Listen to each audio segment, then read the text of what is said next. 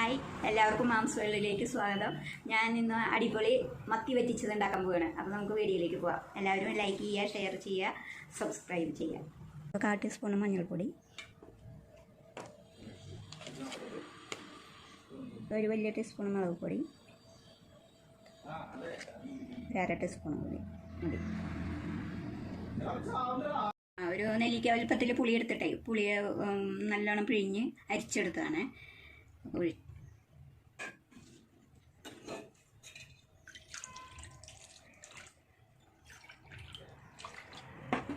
ഇട്ട് കൊടുക്കാം കേട്ടോ, പിന്നെ നോക്കിയിട്ട് ഇട്ട് കൊടുക്കാം.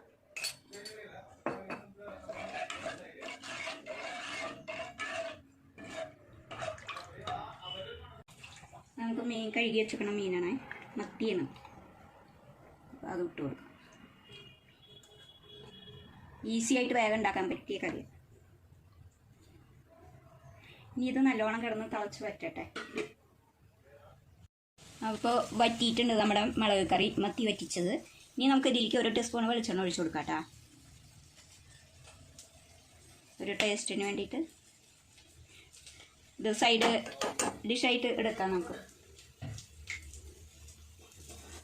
നമുക്ക് ഇതേ കറിവേപ്പിലയും വെളുത്തുള്ളിയും കൂടി ചതച്ചതാണ്, നല്ല ടേസ്റ്റ് ആയിരിക്കും. പിന്നെ വെതറി കൊടുക്കുക. എന്നിട്ട് കുറച്ച് നേരം അടച്ചു വയ്ക്കുക, എന്നതിന് ശേഷം ഉപയോഗിക്കുക. അപ്പോൾ നല്ല ടേസ്റ്റ് ഉണ്ട്. ഉപ്പൊക്കെ പാകത്തിനുണ്ട്. പെട്ടെന്ന് ഉണ്ടാക്കാൻ പറ്റിയ കറിയാണ്. ആർക്ക് വേണമെങ്കിലും പെട്ടെന്ന് ഉണ്ടാക്കി നമുക്ക് ചോറിൻ്റെ ഒപ്പം കഴിക്കാം, സൈഡായിട്ടും കഴിക്കാം, സൈഡ് ഡിഷായിട്ട് കഴിക്കാം. പറ്റിച്ചത് ഇവിടെ റെഡി ആയിട്ടുണ്ട്.